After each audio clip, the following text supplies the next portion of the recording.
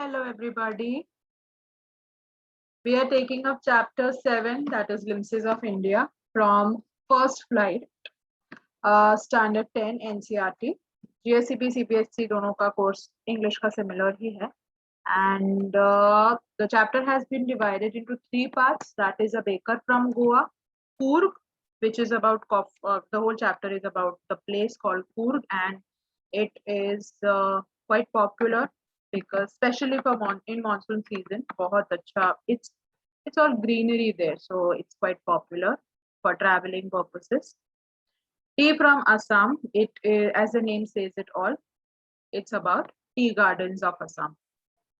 Yes, so let us begin with part 1, that is a baker from Goa. Bake कौन करता है? Bread है, cookies है, cake है. That is called baking. ठीक है, so baker from Goa. तो इस चैप्टर में हम बेसिकली पढ़ने वाले हैं कि गोवा करके जो जगह है वहां पे बेकरीज वहां की बहुत पॉपुलर है, और वो अभी अभी नहीं है, पहले के टाइम से है, सिंस एंशिएंट टाइम. और कैसे from generation to generation baking की प्रथा जो है या बेकिंग का जो वर्क है, ठीक है, तो वो पूरी की पूरी फैमिली, उनकी कितनी सारी जनरेशंस वो कंटिन्यू करती है.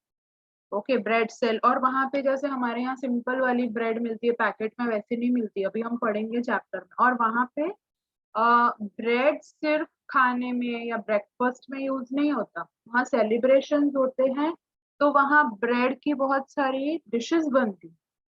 एंड विच इज, जैसे हमारे यहाँ कैसा होता है कि अगर सेलिब्रेशन है, कोई फेस्टिवल है, किसी का बर्थडे है, तो स्वीट बनता है या कुछ स्पेसिफिक ऐसी डिश बनती है ना कि हमारे में तो ये बनाते हैं अगर कुछ सेलिब्रेट करते हैं. वैसे वहां पे गोवा में बेकिंग इतना पॉपुलर है, इतना सिग्निफिकेंस है उसका कि फेस्टिवल्स हो, बर्थडे हो, किसी का शादी हो, छोटी सी छोटी सेलिब्रेशन में उसकी डिशेस बनती. That's all. बस ये पूरा कि how it is important and why it's important. ठीक है, ये हम पढ़ने वाले हैं इस part. Our elders are often heard reminiscing nostalgically about those good old Portuguese days. Goa के बारे में I'm pretty sure आपको पता होगा. जितने भी चर्चेज है, मॉन्यूमेंट्स है, बहुत सारे जो थे, पोर्टुगीज जब आए थे ब्रिटिशर्स के टाइम पे, ठीक है, मतलब 3-4 कंट्री के लोग आए थे, तो पोर्टुगीज फिर यहाँ रह गए थे, तो बहुत लंबे समय तक वो यहाँ रहे थे. The Portuguese and their famous loaves of bread.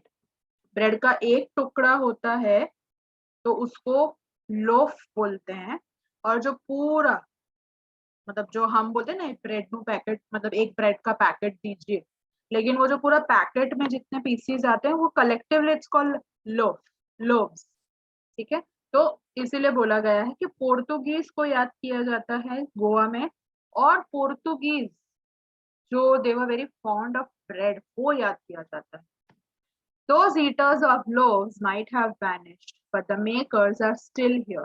वो बोलते हैं कि पोर्टुगीज तो चले गए, लेकिन ये बेकिंग यहाँ रख गए, यहाँ पीछे लोगों को सिखा गए.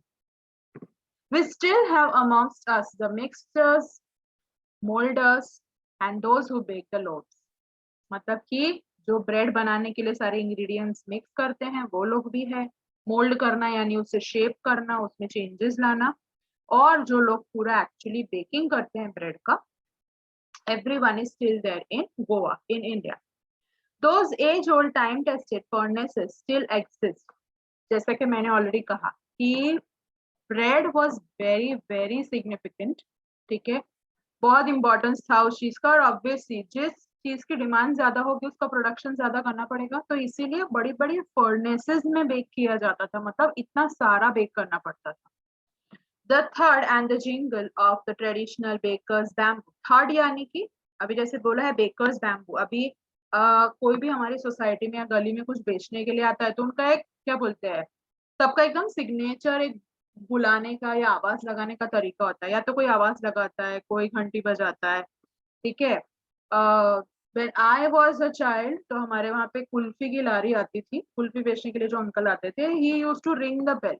उन्होंने मतलब एक कॉर्नर पे उनकी उनकी जो लॉरी थी, उस पे एक जगह पे उन्होंने घंटी लगाई हुई थी, बेल लगाया हुआ था वहां पे, एंड एक हाथ से वो ऐसे पूरा थ्रेड से पकड़ के उसको रिंग करते।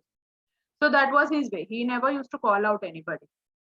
He used to ring that bell, and that was a signature के कुल्फी वाले अंकल आके। तो यहाँ पे क्या बोल रहे हैं, बेकर्स गोवा में जब ब्रेड और ये सब बेचने के लिए जाते हैं, बेक की हुई और वेराइटी वाली चीजें, the third of the bamboo stick लेके जाते हैं।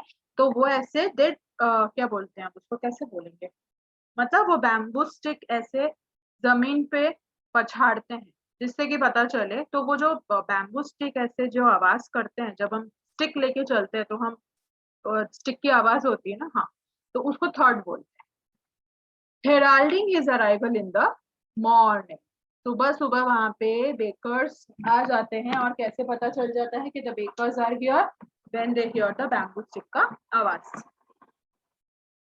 It can still be heard in some places. Maybe the father is not alive, but the son still carries on the family profession, which I already said. Generation to generation baking करते आए हैं लोग, कि शायद father की death हो गई होगी या फादर की अब एज हो गई होगी, तो वो ब्रेड सेल करने नहीं जाते, तो उसका बेटा आगे ब्रेड सेल करने के लिए जाता है।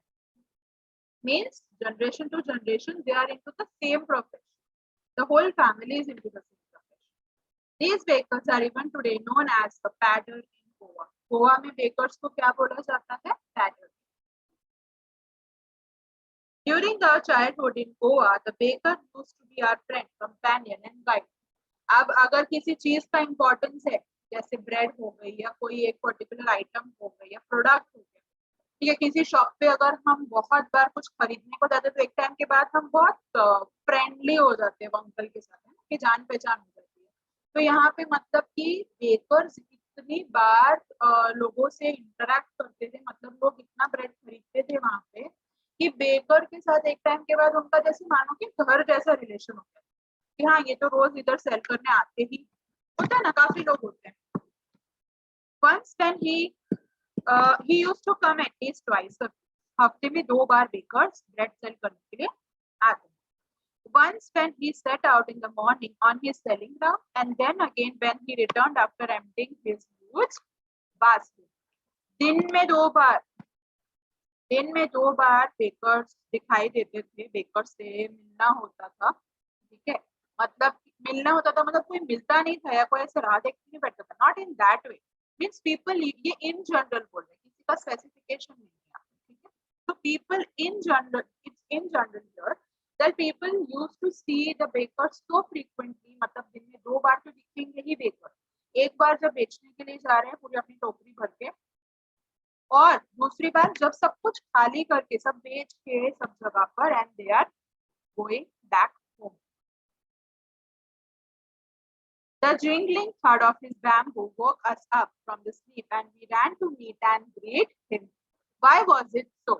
ठीक है, बच्चे, अगर छोटे बच्चे सो रहे हैं या कोई भी सो रहा होगा दोपहर को, और अगर बैम्बू की आवाज आई, ठीक है, मतलब कि बेकर आ गया, और बेकर आ गया मतलब कि अगर खरीदना हो नहीं खरीदना हो वो तो ठीक है, लेकिन उसको मिलने तो जाएंगे ही, to meet and greet him. Was it for the love of the Lord? मतलब पूछे कि क्यों क्यों इतना मिला जा रहा था बेकर्स को। Okay, the bakers of Goa, people were very fond of them. Why? Was it only for bread? Not at all. The loaves were bought by some Pestine to Bestine, the maid servant of the house.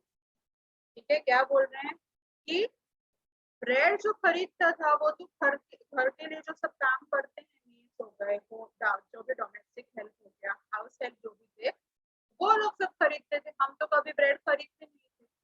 तो still why do we want to go and meet the baker? What we longed for were those bread bangles. Yes, they used to bake sweet bread.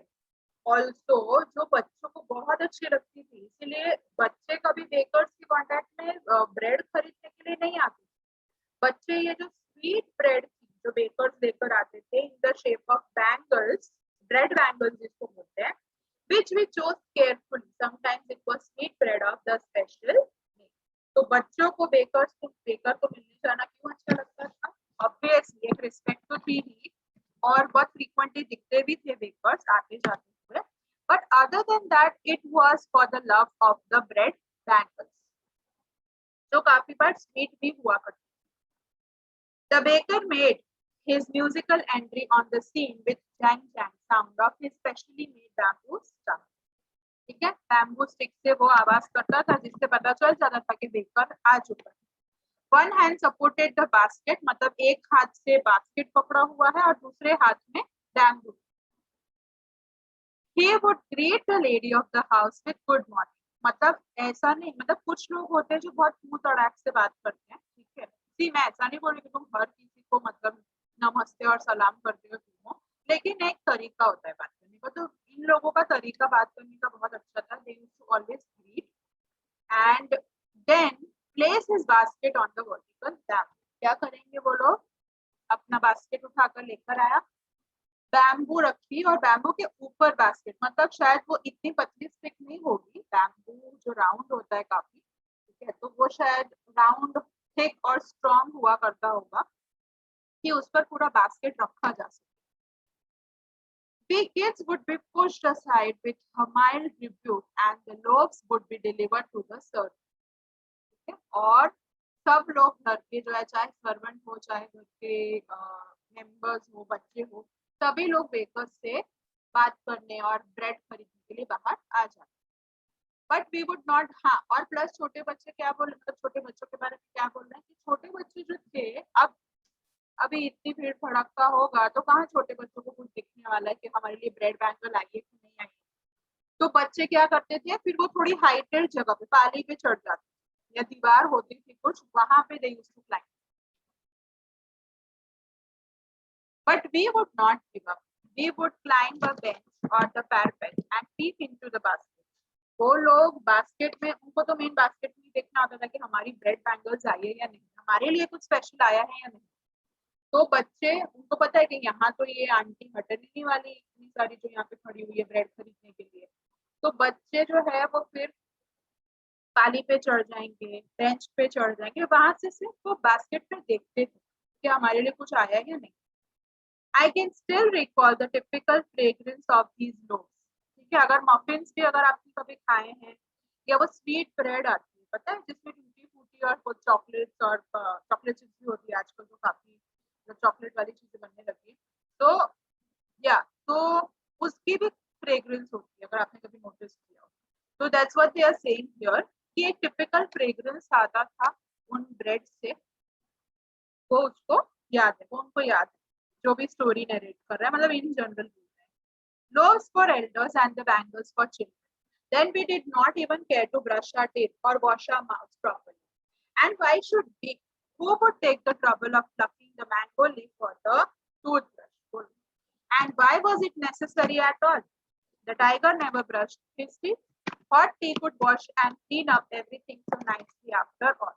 ये सिर्फ story में लिखा है, आप घर पे try ना करें, आपको शायद डांट लग सकती है, बिल्कुल। ओके, क्या बोल रहे हैं कि उनको ब्रेड बैंगल्स इतनी पसंद थी, सुबह सुबह अगर वो बेकर बेचने को आ रहा है और अगर ब्रेड बैंगल्स दिख गई उन्हें, ठीक है, या ब्रेड भी अगर वो लोग खरीद लेते थे, they did not even bother to brush the teeth. इतना उनको, फिर वो उनसे रहा नहीं जाता था कि अब तो हमें जल्दी से जल्दी ये चीज खानी।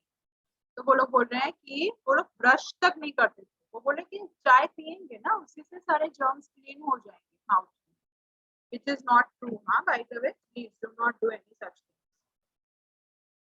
Marriage gifts are meaningless without sweet bread known as bol, just as a party or a feast loses its charm without bread. मैंने ऑलरेडी बोल दिया था समरी बताते वक्त कि चाहे मैरिज फंक्शन हो, चाहे बर्थडे पार्टी हो, चाहे फीस्ट हो या सेलिब्रेशन हो किसी भी तरह का, वो इनकम्प्लीट था अगर उसमें ब्रेड की कोई चीज ना हो। Not enough can be said to show how important a baker can be for a village. बहुत important था bakers का। The lady of the house must prepare sandwiches on the occasion of her daughter's engagement. ठीक है, daughter की अगर engagement है और उस दिन सैंडविच नहीं बनी, तो फिर वो गोवा का घर नहीं होगा, पक्की बात है, क्योंकि वहां पे रिवाज, वहां पे ये कंफर्म है, ये होना ही होना है कि अगर बेटी की शादी है या एंगेजमेंट लिखा, एंगेजमेंट ही रखते हैं, एंगेजमेंट है अगर बेटी की, तो सैंडविच बनाना ही पड़ेगा। Cakes and bolinhas are a must for Christmas as well as other festivals. Thus, the presence of bakers' furnace in the village is absolutely essential. Why is the presence of the furnace essential? Furnaces अगर आपने कभी Google पे देखे हो, आप Google कीजिएगा furnaces, इतने बड़ी बड़ी जगहें होती है जहाँ पे बेक किया जाता है. ठीक है. In short, furnace is used whenever huge production is to be done. चाहे फिर वो bread हो या फिर वो iron and steel industry हो या aluminium industry.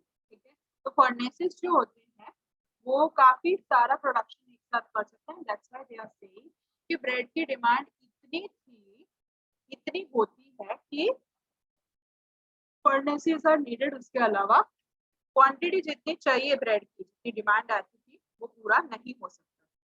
The baker or the bread seller of those days had a peculiar dress known as kabai.